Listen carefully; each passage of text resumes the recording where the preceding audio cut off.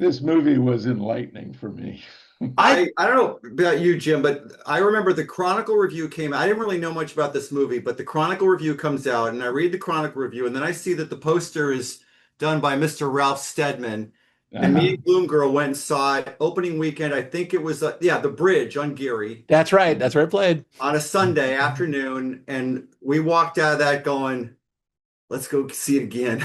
And I've owned this movie on Laserdisc, multiple format. I mean, Yeah.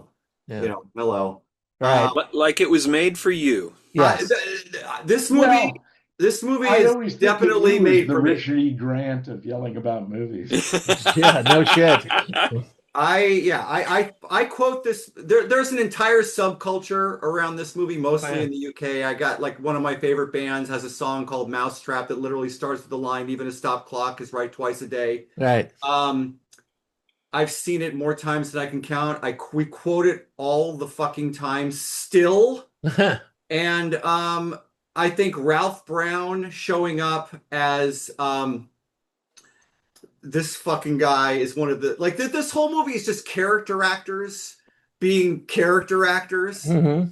And yeah, I mean I'm also one of those people that loves like if you I don't know, Tad may be the only other one. Like I think Johnny Depp and what's his name stumbling around in The Rum Diary is fucking hilarious. Like people I actually Pure like loathing. movies about people on lots of drugs or if you like movies about people stumbling around on drugs or drunk, this is your film. This is yes. But mind you, Fear and Loathing goes in this bucket too because it's also got the Stedman connection. Yeah. I thought on one hand this film was kind of like it was just a bunch of stuff that happened, you know, in the lives of two people. So just like they're very. It's very laddish. These guys are obviously from money. One went to Eton, one went to Harrow, and they're actors and they want to be the whole thing. And they're still kind of like playing poor people, or maybe they are poor people. But nonetheless, they still manage to go out and have adventures, which is, I thought, kind of it was kind of you watch it and it happens, but then again, it's like this really happened. And that's what makes it interesting to me because this guy was actually taking a really kind of important part of British pop history.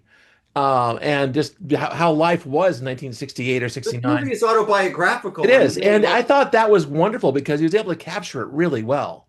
So I like that part a lot. And it was ugly. It was warts and all. For a wealthy Withnail, it's really an Italian director who gets mentioned. I mean, this movie is about, the last gasp of the swinging 60s in the UK. Yeah. It was all burning out at this point, like it was the United States. Yeah. And, it's Altamont. It's these two guys having to like deal with the fact that like they got to figure their shit out. Mm-hmm. Well, they're getting a little long in the tooth to be doing what they're doing. Or they're going to be dealing with matter. Right. Forever. That's true. The kitchen scene remains, one of my favorite scenes in this whole fucking movie. I think that Monty is a great character. I mean, Gloom Girl and I often remark this is one of our favorite rooms in any movie ever. Is Monty's house? It's such an old gay guy's house. Yeah, old rich gay guy's house. I'm sorry, British gay guy. Old British gay guy. Old school, because that is the most colonist house. Absolutely, it is. Yeah, the heart of Chelsea. In fact, it's just missing the elephant foot. It's umbrella stand. It's somewhere else in the house. It wasn't in the movie. It's not in the shot. There's a stuffed orangutan on the camera side doing this. Right. Yeah. Also, mind you, apropos of nothing, I looked at Richard E. Grant. I realized he grew up in Swaziland. Yes. Yeah. Interesting. Yeah. He's also a non-drinker prior to this movie. Yeah. Before this movie, he didn't drink. After the movie, did he drink? Okay, good. He did. No. He got drunk specifically for this movie. I read that. Yeah. Yeah. So just so you can experience it, So he did a pretty good job imitating. That's for sure. How do they get his eyes so red in every shot? He also figured out a thing in the liner notes, the Blu-ray. Apparently, and I caught this watching it. He figured out how to do a thing where his head will turn, and he figured out how to get his eyes to track a millisecond later. Oh So the wow. crew was convinced he was fucked up all the time, but he could snap out of it as soon as the director had said cut, Uh-huh. which is a good actor Interesting. trick. Yeah. Yeah. But I mean, there's not, the plot, they've gone on holiday by mistake. I mean, there's also got the one-liners in this movie, how do we make it die? Like, for fuck's sake. I know. Also, the bit with the poacher, and that was interesting because it's like these guys just The can't. poacher with the eel down his pants. But several eels down his pants, yeah. But a lot of eels in these movies. You can talk to us. We're not from London. Yeah. The thing is, these guys didn't have. They say that more than once. Yeah. I think they have a hard time talking to people, but talking to people out in the countryside is probably even worse for these guys. Yeah. I know. I think they definitely were cut each other's backs. I thought, although I think that Richard E. Withnail was kind of a jerk. He tended kind of. No, okay, he was an incredible jerk. Okay, he was a goddamn asshole who was apparently charismatic, and that's why I hung out with him. What I like is that the whole thing selling him out to his uncle, telling him he was gay, and that was messed up, man. No, every opportunity Whitnell can to throw, I think it's what's his name? Marwood under the bus. Yeah, he'll do it. I know. Oh, he's come for you. Go surrender to him. Yes, exactly. He's on the other side of the fence. He wants to have that cow wants to have sex with you. I mean, like he's not your bud. No, the one that calls him a ponce in the bar. Yeah. I think you two should go outside and have a discussion about this. Yeah. What I love is that you never actually see either one of these guys act, but you get that great little soliloquy, the Hamlet soliloquy at the very end, which she does kind of nail. The best I know. Do you think that was kind of, is this kind of a show offy? Did it really fit? Well, I think it's there because at the end of the day, these guys are. I mean, I think he fancies himself like God's gift to acting. Yet he can't get any work because he's an asshole and pain in the like just completely insufferable jerk. Right. But I think it's important to have that little scene where I think it is very important. I think it makes the whole movie work in that they're these two schlubs that are, just living this life, and they're actors and they can't get jobs and blah blah blah. And then Marwood gets the job, right? And that's why they get split up. Working on Coronation Street to this day. But I mean, he was also Doctor Who for a little while, right? Oh, yes, he was. Yeah. He was and then so you have to see at the end that they actually are actors, and you get to see it. Yeah. With Richard E. Grant. That scene in the restaurant was insufferable. I hate it when you have these guys like people from big city burn the locals. They burn the shit out of the locals. This movie. We want the finest wines available in humanity. We want them now. Yeah, exactly. Yeah. But that's just me. I just hate this thing. We're millionaires. I'm going to buy this place. Yeah, exactly. We'll buy it and burn it to the ground. That's so fun. Put a fucking jukebox in here. The scene with Richard E. Grant where he's in the bar and the big guy shows up and he's got like a half-eaten sausage and kind of hanging out of his mouth. I wish I'd pulled that screen. I mean, like this movie made him a star. I mean, not a star. Like, I mean, he did work very, very consistently ever since. Oh yeah. Because I mean, how could you watch him in this and not think, oh, put this guy in flipping everything? Oh, he's got a natural charisma that really shines through. That's one thing about him, which kind of works with these characters too. I think even though he's an asshole, there's something charismatic about him. He's got a magnetic personality. He's clever. He's good. He's fast with the jokes. He kind of always comes up with ideas and solutions for things. And so, I could see that people would, what's his name? Marwal would kind of like overlook those things to kind of, like be around him. Yeah, although he's starting to get long in the tooth, it's not going to be forever. Mm-hmm. Well, he'll be able to get away with this shit. I often what becomes of Withnail at the end of after this movie is over? And I don't think it's good. He drinks himself to death. And I actually I like starting the next movie immediately following this movie because I like to think that he just found his way into another line of work. Well, hold on, a job in an ad agency. That's the thing. Yeah, it's the thing about Marwal is that he cut his hair short. He just he didn't drop out. He dropped back in again.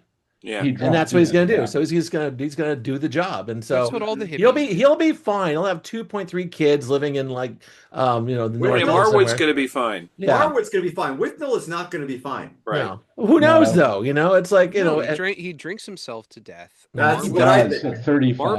I think he drinks himself to Marwood death. attends his funeral and continues Mhm. his acting career. Mhm. And like I Delivers the said, eulogy. right, and like I said, continues. He's on fucking Coronation Street to this day. Like Right. Yep. Yeah. that's who that character is. Mhm. Like he's a good enough actor to get cast in a TV show, so he'll just keep getting work because it's not a big group in England. Like No.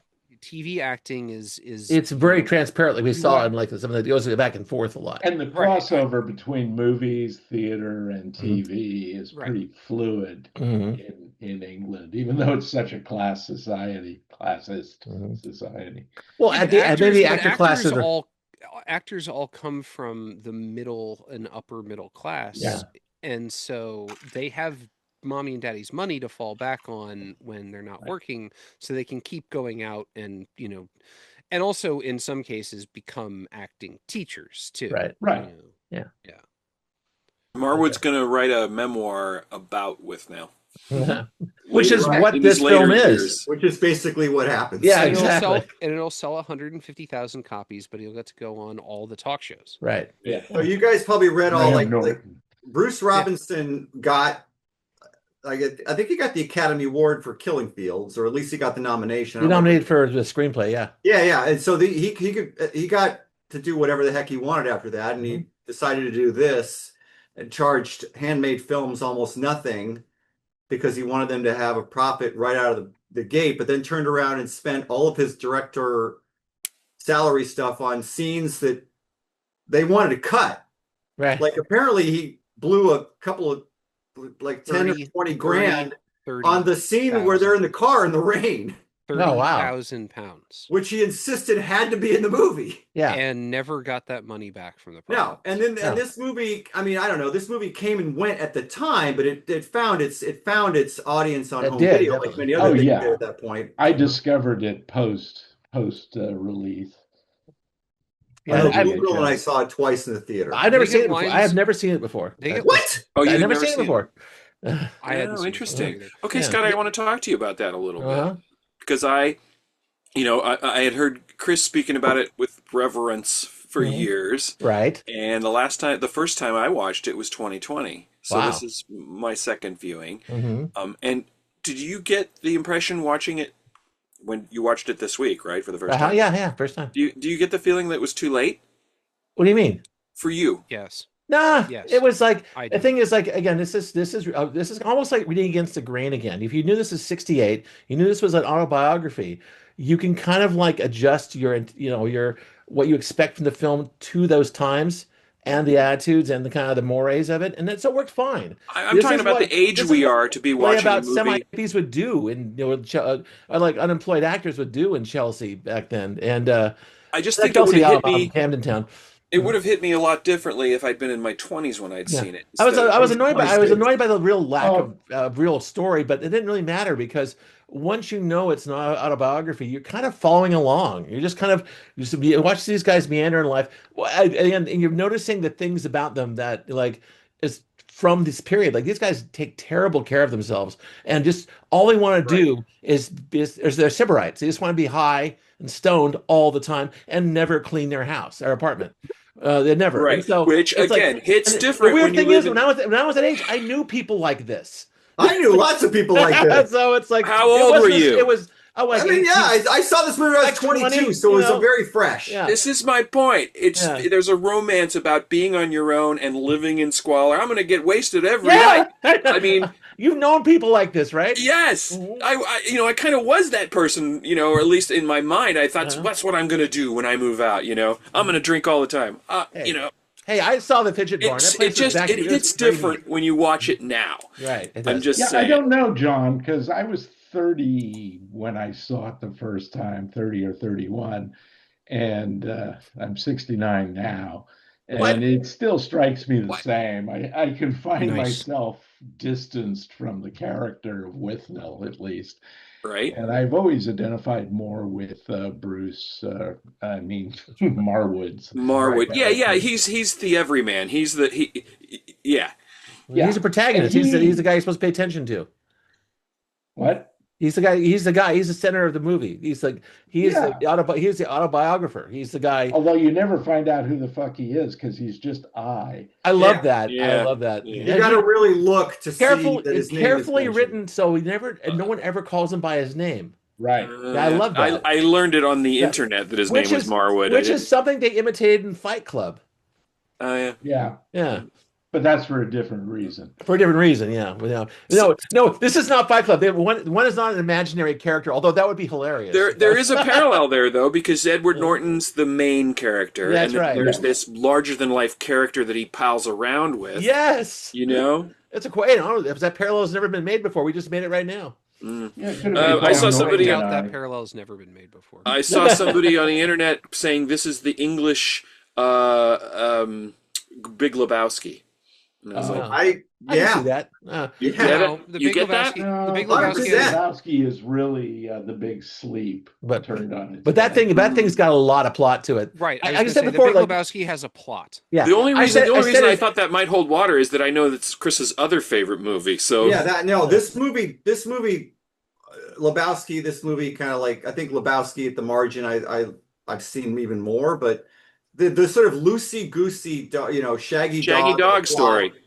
Yeah, Yeah. and it's you're following your enjoyment of this movie is largely based on how much you like hanging out with Well, these people. It's Right. mostly I do. a memoir. I hate all people. So it's all these little episodes. I It's love almost like everyone a in this picturesque movie. novel. Well, hey, also it's done in a very straightforward fashion. You know, flashbacks, no like flash No. forwards, no Right. no No. sidecars at all. They It's go to the all country. these two- They go home. Yeah, The these two, end. yeah, it's like almost like it's as And simple they visit as the like, uncle. it's as simple as a Winnie the Pooh story. They go out and have adventures and come It's back the to their exact thing. opposite of cock and bull story. Oh yeah, Yeah. exactly. So And Monty ends up being, I think Monty ends up being a fairly sympathetic, tragic character. He is. Like, He is. I feel But really he's a bad bit for of the an guy at the actor, end. too, Yeah. He really does put out his persona there, and then towards the end, he sort of confesses to Marwood. I think hope you could- guys I can think find you the happiness that has been denied me. Yes, Yeah, it's That's- poignant. it is. It is. He grew up in a time where they literally would chemically castrate you for They being jail you gay. for being gay. Yeah, yeah. Yeah. Also, Even where if have I you seen were a this guy fucking before? war What else hero was he like in? Alan Turing. A lot of Right. British. Turing, yeah. I can't remember what He's like they probably called him. it's like a period drama kind of a stage. Yes. Yeah. Yes. So, okay, it's probably something like that. All right. Well, I also again Dad hasn't gone yet. no, just Richard. Okay, go ahead. Go. I don't really have much to say. I didn't think it was funny. Like, I didn't think it was particularly interesting. I thought watching or reading the trivia about it was more interesting than watching the movie. I don't think the movie's bad by any stretch of the imagination. It's just not for me. You do that like kind of like a social sense or like a time sense or just No, it's just not. This isn't really what I'm looking for out of a film. Like, Okay, that makes sense. it's not. Again, it's not bad. Like, Yeah. if like, I'm not going to give it a thumbs up because I didn't enjoy watching it, but I'm not going to give it a thumbs down because I think it's Yeah. bullshit either. Oh, also, this is oddly enough, this is another boomer adventure. Yeah. Yeah. Again, all these people, the people that they're based on, Mhm. did all this in the 60s, Yeah. and then went on to destroy the planet. That's So, like, these guys, Uh-huh. like the thing That's the about next like, movie. oh, maybe Yeah. he goes on to be the guy from the other movie. Yeah, because these people all did get corporate jobs and Right. then make everything worse. yeah. Like, and now they all vote for Trump. Yeah. These guys all could be. I don't know what. Well, actually, vote for. Well, these guys probably Well, all made Nigel Bre- Farage. Nigel did that. Farage. They probably made Brexit happen later on. That's Yeah, Right. yeah. It's entirely possible. all right. Well, anyway, I guess we can go to anybody else. 10 fingers and toes. Wait, no, Jim. It's Jim's film. You have any wrap up for this? No, I said what I wanted to. All right. Okay. I really love that you picked these two movies back. That I could watch them back to back again for the. Well, we've talked about them before, Chris. No, if you didn't do it, I was going to get to it eventually. No, But it I was- fucking And Like- no Nazis. no No Nazis. Nazis. They become Nazis later on. Yeah. No, but you do get that amazing bartender Yes. Oh, in the Yeah. pub. Oh, a shot of the Mick. Yeah. God. shot of the Mick. Oh boy.